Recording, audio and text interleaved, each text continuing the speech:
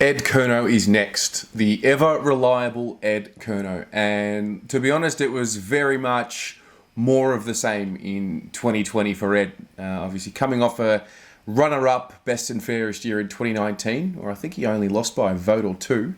And the 31-year-old was just the same Ed. Every year he find a way to be consistent year in, year out, week in, week out. And for whatever reason, it seems to go under the radar, not only amongst the AFL community, but also the Carlton community as it is. I mean, we're talking about a guy here who averaged 19 touches a game in 2020, which is a pretty good return considering we had reduced quarters, and for a guy who at times has a specific lockdown role to perform on another player.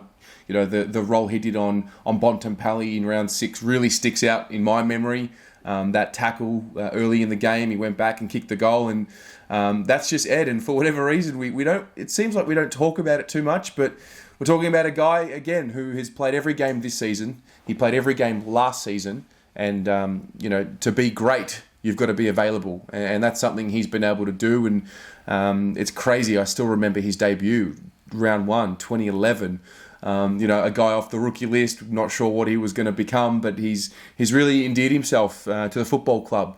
And he's not a guy who you look at and you say, well, he's got natural talent, but he's got a natural work ethic that is probably harder than most players at the club, and matches it with most, if not all, the players in the league. So yeah, his year was ultra consistent. He never really hovered too much below that 14, 13 possession mark.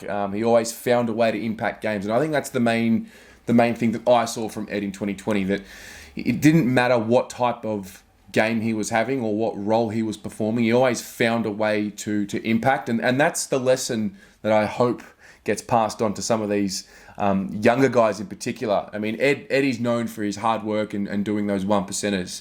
You look at games like, look at the patch of form in round 7 and 8, Port Adelaide and North Melbourne, 7 tackles against Port, 10 against North Melbourne. He's always been a good tackler, and it's never waned from his game. He had 9 against the Pies, and that's Ed. I think there is a notion about his kicking efficiency at times. It might not be outstanding, but he's not in the side to be an efficient kick and to hit up targets. He's more so in the side to, really he is the help for Cripps that a lot of us talk about. I think the media are fascinated with this notion that Cripps doesn't have any other big bodies in there to do the grunt work. Well, I beg to differ. I beg to say that Ed Curnow is that guy.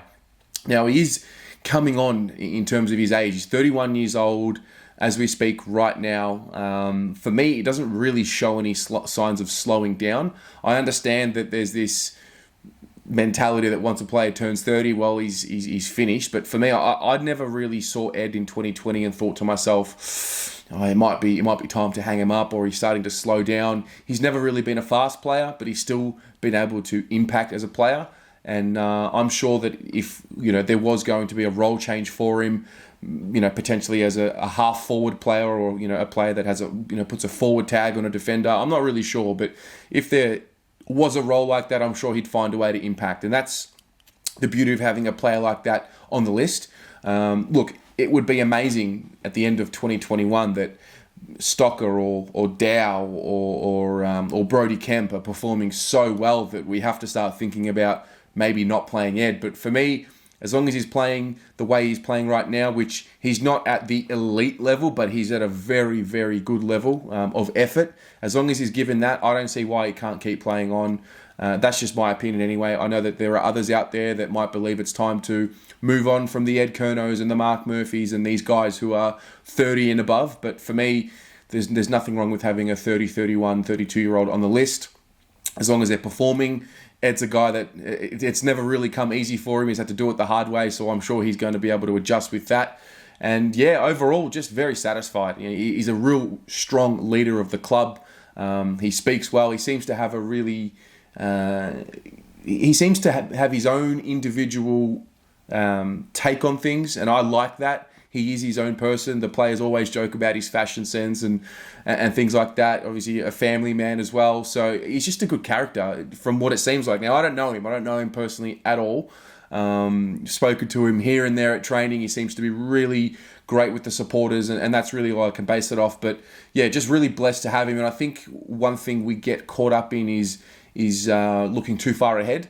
Whereas, we've got Ed Curnow right now. He's serving the club at a high level right now. So I appreciate him and what he's done for the football club, and I'm pumped to see what he can do for us in 2021. You know that when he's in the pre-season sessions and when he's doing all the sessions, you know that it's going to make others work hard around him, and you can't put a price on what a player like that can do for a football club. So yeah, happy with Ed. I think potentially in 2021, I mean, for me, he still has a spot in the midfield.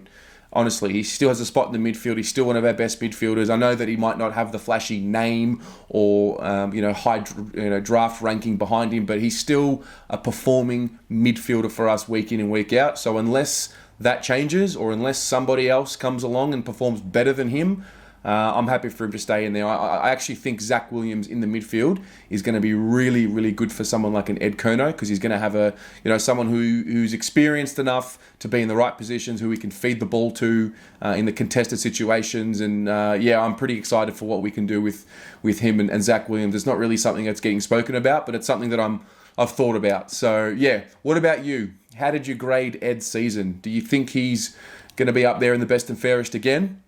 Let me know what you think, and talk to me a bit about his role in 2021, how you see that potentially evolving or changing, or maybe it'll stay the same. Maybe you still think that he's got plenty left in the tank. Let me know.